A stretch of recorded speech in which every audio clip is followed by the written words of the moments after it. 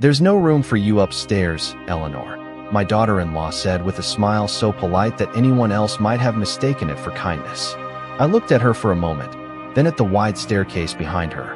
Ryan stood near the kitchen island, staring into a coffee mug as though it contained answers he didn't want to give. The house smelled of vanilla candles and fresh paint.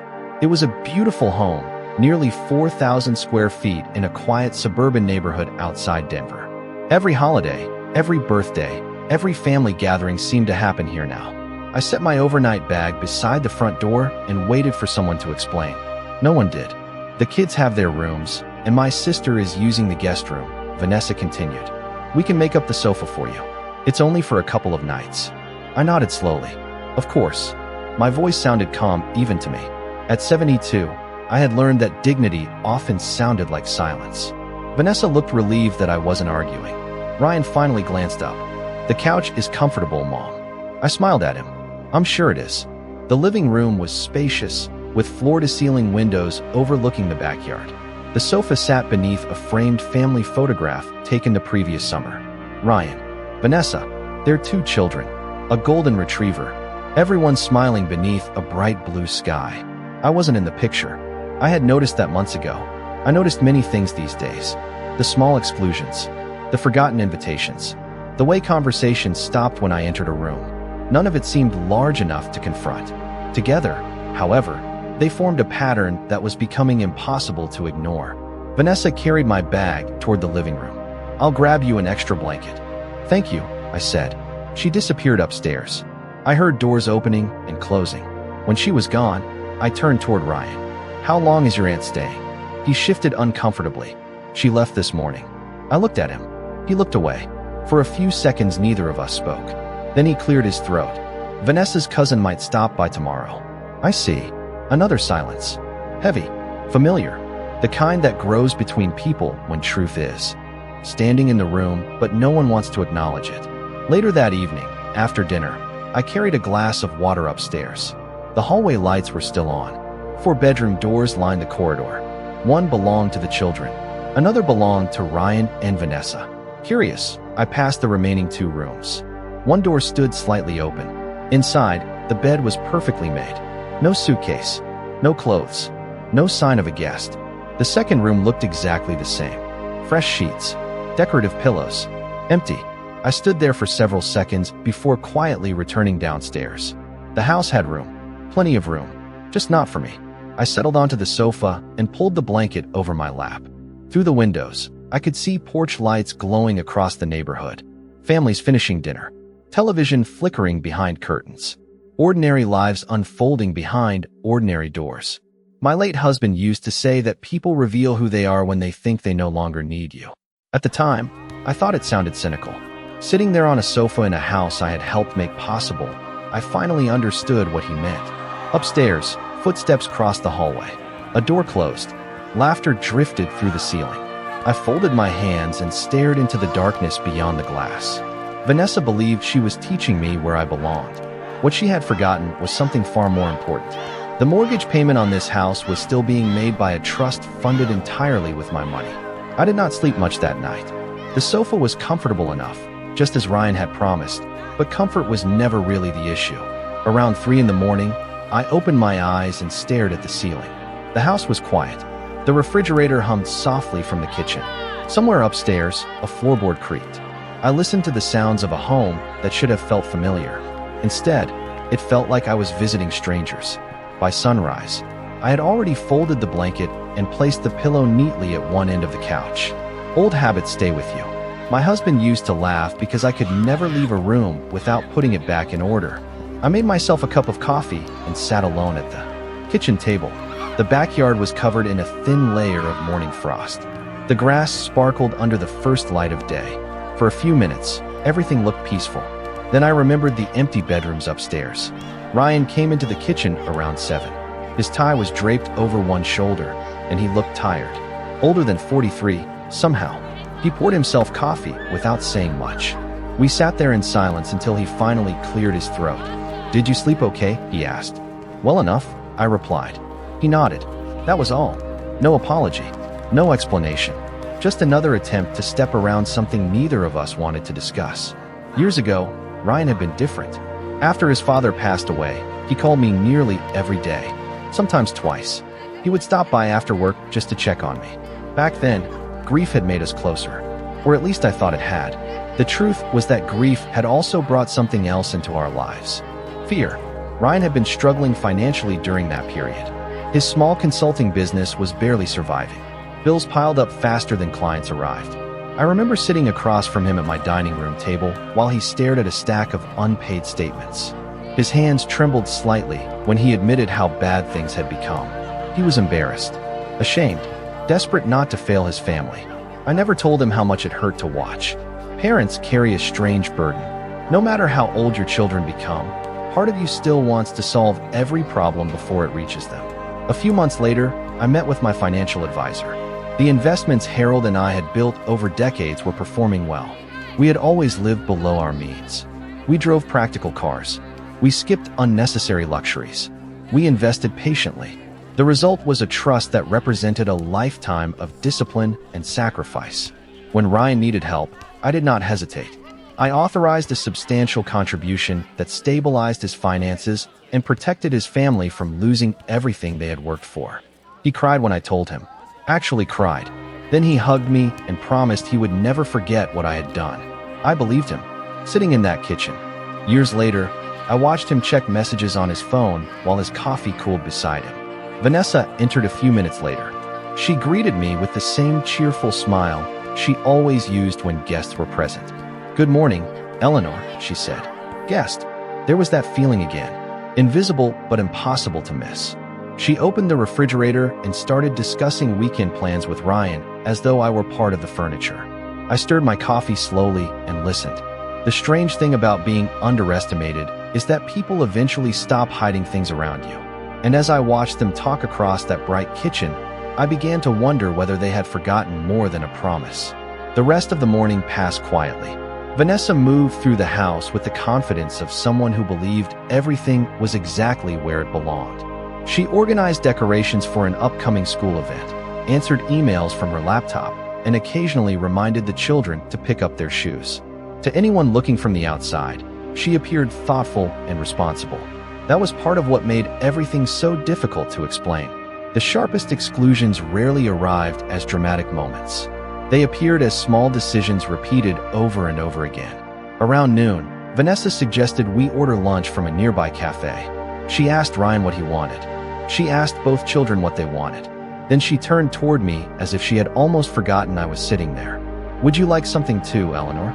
The question sounded polite, yet somehow it felt the same as being asked whether I planned to stay. "A turkey sandwich would be fine," I said. She nodded and returned her attention to everyone else. I sat quietly and watched the family move around the kitchen. The children were growing fast. Emily was already 12.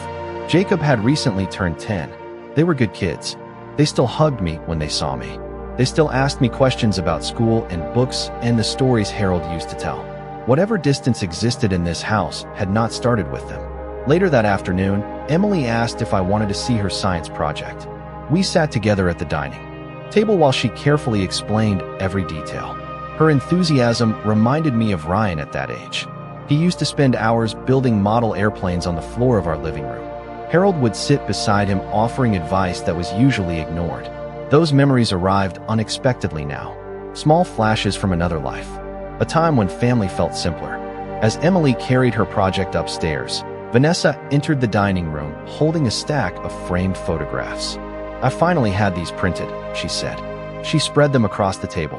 Family vacations, birthday parties, Christmas mornings, soccer games, school awards. I picked up one photograph after another. Smiling faces, happy moments, years of memories captured in glossy color. Then I noticed something strange. I was missing from nearly all of them. Not completely. There were a few older pictures from before Harold passed away. After that, however, my presence seemed to fade. At first I wondered if I was imagining it. Then I kept looking. Family trip to Florida. No Eleanor. Thanksgiving dinner. No Eleanor. 4th of July barbecue. No Eleanor. Even events I clearly remembered attending somehow appeared as though I had never been there at all. Vanessa smiled while arranging the frames. "I think these will look perfect in the hallway." I nodded. "They are lovely." And they were. That was the uncomfortable truth. Nothing looked cruel. Nothing looked wrong. Yet the message was impossible to miss. People do not disappear from family history all at once. They vanish one photograph at a time. That evening, I stepped outside onto the back patio as the sun began to set. The neighborhood was quiet. A few houses away, someone was watering flowers. A dog barked in the distance. Through the kitchen window, I could see Ryan and Vanessa talking. Ryan laughed at something she said. For a moment, I studied the house itself. The brick exterior, the large windows, the carefully landscaped yard. It stood as a symbol of everything they had built, or at least everything they believed they had built. And as I looked at it, a memory surfaced from years earlier. A meeting, a signature, a financial arrangement made during a crisis. Details I had not thought about in a very long time. Details that suddenly felt important. The next morning, I volunteered to pick up a few groceries before dinner. Vanessa thanked me without looking up from her phone. Ryan was already gone for the day. The children were at school. For the first time since arriving, I had a few quiet hours to myself. Instead of driving directly to the store, I stopped at a small coffee shop a few miles away. It sat beside a local bank branch that looked exactly the same as it had 10 years earlier. I ordered a cup of black coffee and took a seat near the window. Sometimes memories arrive because we invite them. Other times they arrive because we finally become willing to see them clearly. As I watched people come and go across the parking lot, I found myself thinking about the months after Harold passed away. Everything had felt uncertain then. Grief has a way of making even familiar places seem unfamiliar. Yet while I was learning how to live alone, Ryan had been fighting a different battle. His business was struggling. Several contracts had fallen through. Debt was growing. The pressure showed in his face long before he admitted it aloud. I still remembered the afternoon he finally told me the truth. We sat in my kitchen, the same kitchen where Harold and I had spent decades building a life together. Ryan stared at a financial statement for nearly 10 minutes before speaking. When he did, his voice barely rose above a whisper. He said he was afraid, not for himself, for Vanessa, for the children, for the possibility that everything they had worked for might disappear. A few weeks later, my financial advisor arranged a meeting. Harold and I had spent 40 years investing carefully. Neither of us believed in showing wealth. We believed in stability, security, long horizons. The trust we created reflected those values. I remember reviewing page after page of documents. Numbers, conditions, long paragraphs written in precise legal language. At the time, I was focused on helping my son. Nothing else seemed important. The advisor explained several options. One involved creating a structure that would support Ryan's household for years while protecting the principal assets. It was designed to provide stability rather than immediate access. I signed the papers. Ryan cried when he learned what had been done. Vanessa cried too. She hugged me and said she would never forget my generosity. For a long time, I believed her. My phone vibrated on the table, pulling me back to the present. The screen displayed a familiar name, Daniel Mercer, my financial advisor. We exchanged holiday cards every year, but we rarely spoke directly anymore. Curious, I answered. After a few minutes of polite conversation, he asked how I was doing. I glanced out the window toward the bank across the parking lot. I have been thinking about some old trust documents, I said. There was a brief pause. Then he replied, "Those documents are still very active, Eleanor." Active. The word lingered in my mind long after the call ended. We spoke for several more minutes. Nothing dramatic, nothing alarming. Yet when the conversation was over, I found myself staring at my untouched coffee. Certain details I had forgotten suddenly seemed worth remembering. Certain assumptions no longer felt as solid as they once had. Outside, clouds drifted slowly across the Colorado sky. I gathered my purse and stood. As I walked toward my car, one thought stayed with me. There was a reason Daniel sounded surprised that I had not reviewed those papers in years. And for the first time, I began wondering exactly what was written inside them. That evening, the entire family gathered around the dining table. Vanessa had prepared one of her favorite meals. The children talked about school. Ryan discussed a project at work. From the outside, everything looked perfectly normal. Anyone walking past the windows would have seen a successful family sharing dinner together. Yet I could not stop thinking about my conversation with Daniel. Certain memories had started fitting together differently. Certain details felt less accidental than they once had. Halfway through the meal, Vanessa set down her fork and looked across the table at Ryan. They exchanged a quick glance. It was subtle, the kind of silent communication that develops between people after years of marriage. Then she turned toward me. "Eleanor," she said pleasantly, "there is something Ryan and I have been meaning to discuss with you." I smiled politely. "What is it?" Vanessa folded her hands together. "We have been thinking about your future." The phrase landed softly. Too softly. I had heard versions of it before. Usually when someone wanted to make a decision for another person. Ryan shifted in his chair, but remained silent. Vanessa continued, "You have done such an amazing job taking care of yourself all these years. But maybe it is time to consider something with a little more support." I took a sip of water. "Support? A retirement community," she said. "One of the nicer ones." The children stopped talking. Even they sensed a change in the atmosphere. Vanessa quickly added, "Not because anything is wrong, just because it might be easier. More convenient." Convenient. Another interesting word. I glanced toward Ryan. He stared down at his plate. "What do you think?" I asked him. He cleared his throat. "We just want what is best for you, Mom." I nodded slowly. "I see." No one spoke for several seconds. The silence stretched across the table. Vanessa finally smiled again. "You would have activities. Friends. People your own age." Her tone remained warm. Reasonable. Almost rehearsed. I looked around the room. At the polished hardwood floors. At the expensive light fixtures hanging overhead. At the photographs lining the walls. Then I looked back at Vanessa. "And when did you start discussing this?" Her smile tightened slightly. "Recently." Ryan shifted again. "A few months ago." A few months. Long enough to form a plan. Long enough to have multiple conversations without ever mentioning them to me. I felt surprisingly calm. Perhaps because the realization no longer hurt. It simply confirmed what I had already begun to suspect. Somewhere along the way, I had stopped being family and started becoming a problem to solve. The children quietly returned to their meals. Vanessa began discussing school schedules as though the conversation had ended naturally. Ryan followed her lead. The subject disappeared, yet the feeling remained. Later that night, after everyone had gone upstairs, I sat alone in the living room. The same sofa, the same folded blanket waiting beside me. Moonlight spilled through the large windows.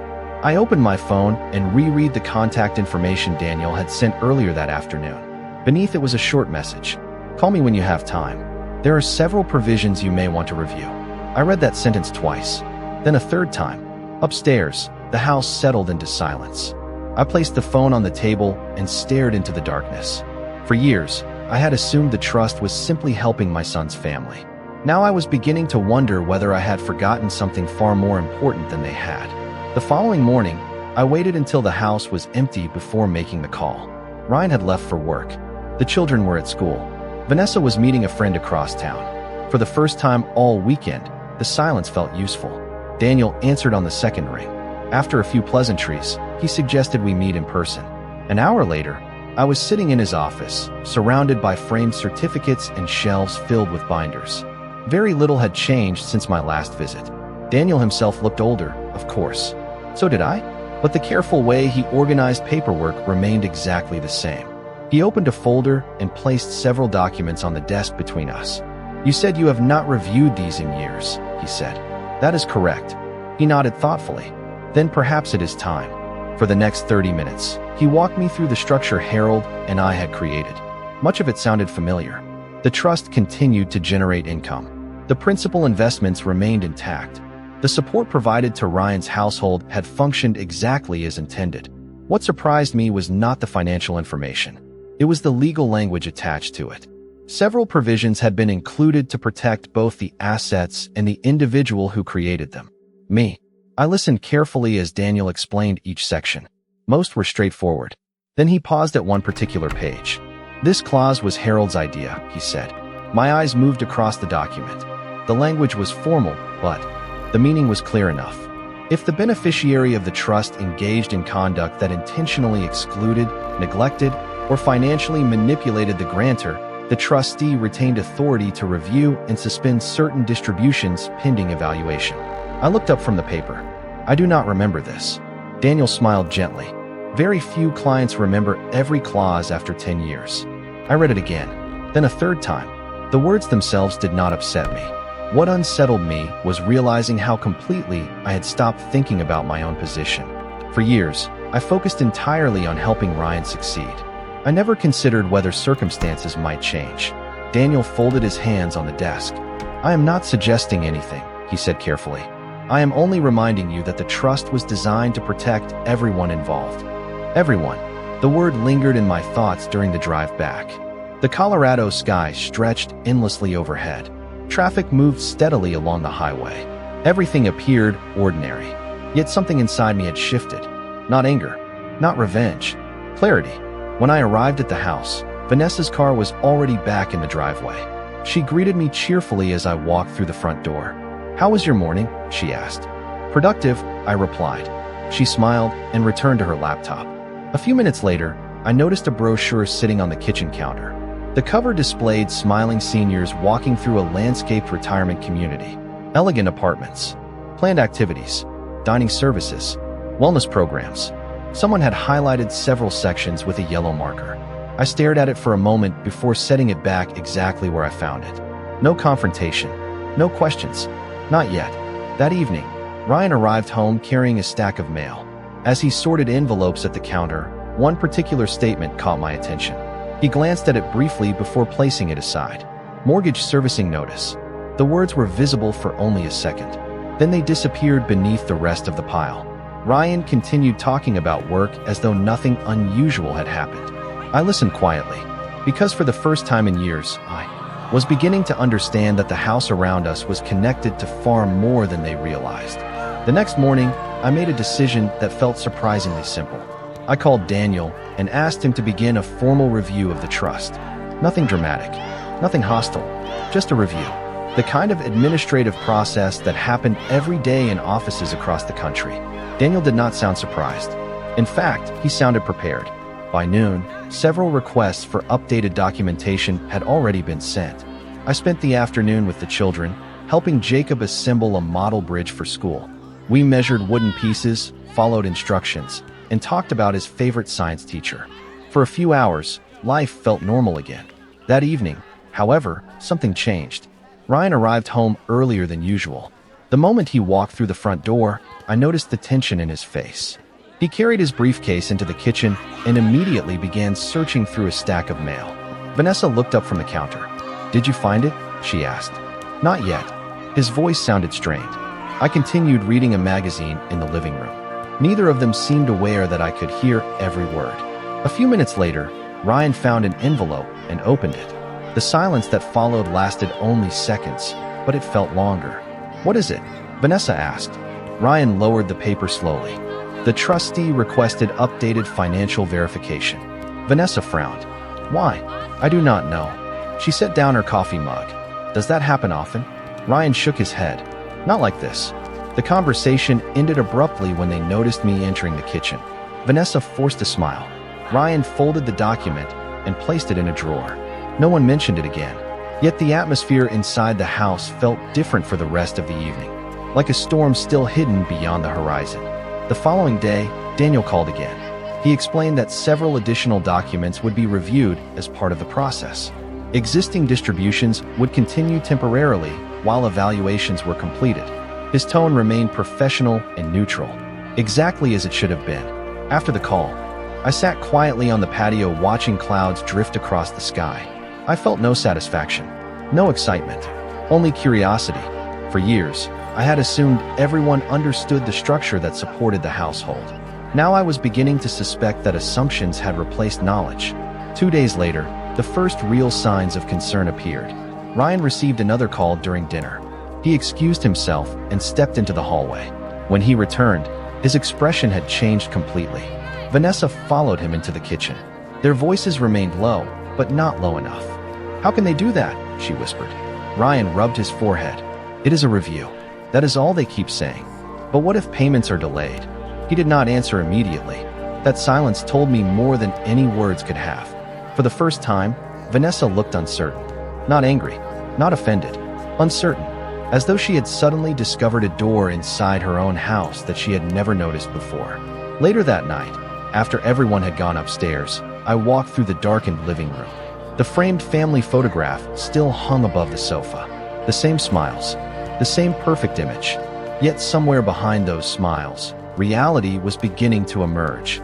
And judging by the worried voices I had overheard, Ryan and Vanessa were finally starting to realize that the foundation beneath their comfortable life might be connected to someone they had spent years overlooking. 3 days later, the atmosphere inside the house had changed completely. No one said it out loud, but everyone felt it. Ryan spent more time checking emails. Vanessa took phone calls behind closed doors. Even simple conversations seemed shorter than before.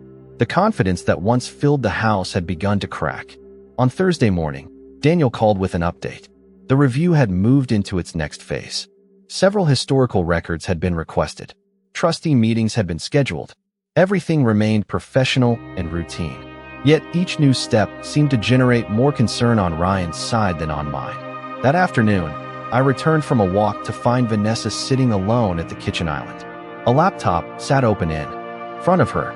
Financial documents covered the countertop. She quickly closed one folder when she saw me enter. "Enjoy your walk?" she asked. "Very much," I replied. For a moment, neither of us spoke. Then she smiled politely. "You seem unusually relaxed lately." I poured myself a glass of water. "Should I not be?" Her smile faded slightly. "No, of course not." She returned her attention to the laptop, but I noticed something different. For the first time since I arrived, she seemed uncertain about how to interact with me. Later that evening, Ryan asked if we could talk privately.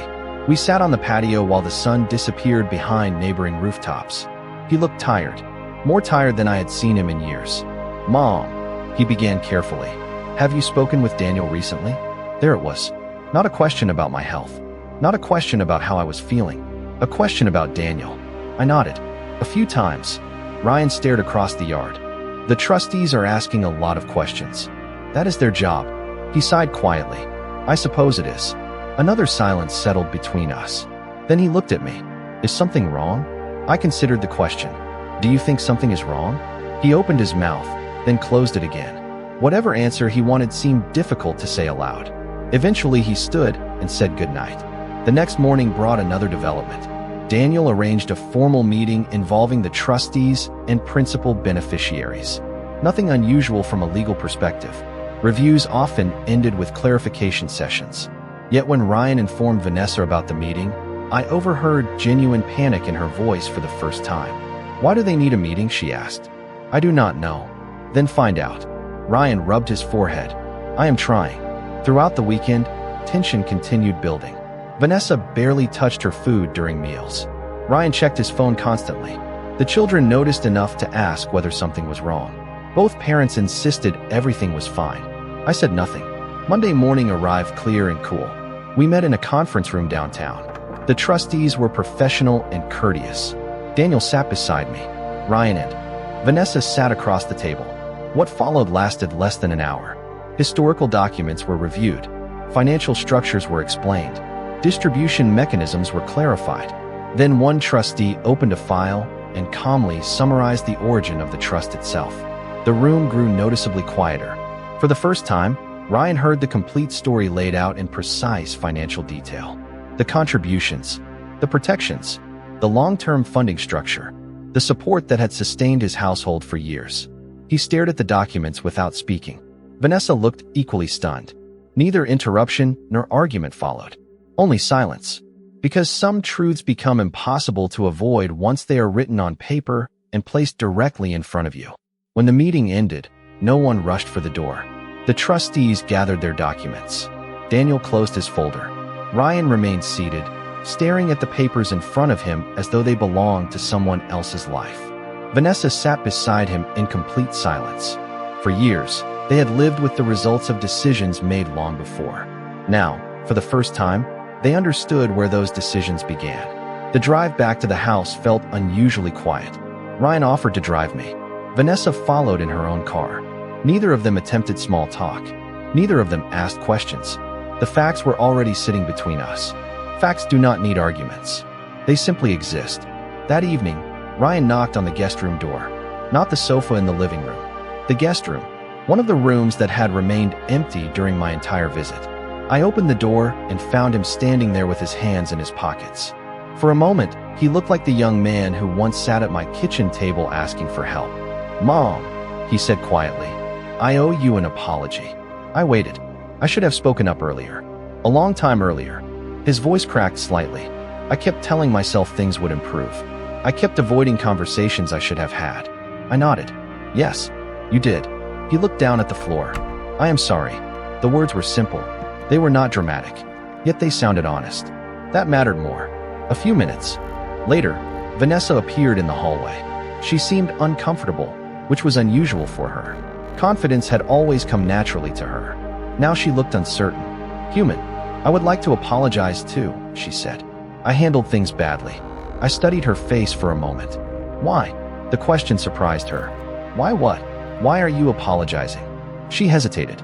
For several seconds, she searched for an answer. Eventually she said, because I should have treated you differently. It was not a perfect response. It was not a complete response. But it was the first honest thing I had heard from her in years. Over the following weeks, several changes took place. The trust review concluded. Certain protections remained in place. New oversight procedures were established. Nothing happened suddenly. No one lost their home. No dramatic punishment occurred. Real life rarely works that way. Instead, responsibilities became clearer. Boundaries became healthier. Most importantly, assumptions disappeared. A month later, Ryan called and invited me to dinner. This time, when I arrived, the guest room was prepared. Fresh flowers sat on the dresser. Clean towels were folded neatly on the bed. Vanessa greeted me at the front door. The children ran over to hug me. Everything looked different. Yet I had changed as well. During those weeks, I purchased a small lakefront cottage about 40 minutes away. It was not large. It did not need to be. The front porch overlooked the water. The mornings were peaceful. The evenings were quiet. For the first time in years, I found myself making plans based entirely on what I wanted. After dinner that evening, Ryan asked whether I would ever consider moving back closer to them. I smiled and looked around the room. Then I thought about the cottage waiting for me by the lake. No, I said gently. I think I am exactly where I belong. As I drove home beneath the Colorado stars, I realized something important. The empty room I had once been denied was never really the point. What mattered was finally remembering my own value. And once I remembered it, I no longer needed anyone else's permission to feel at home.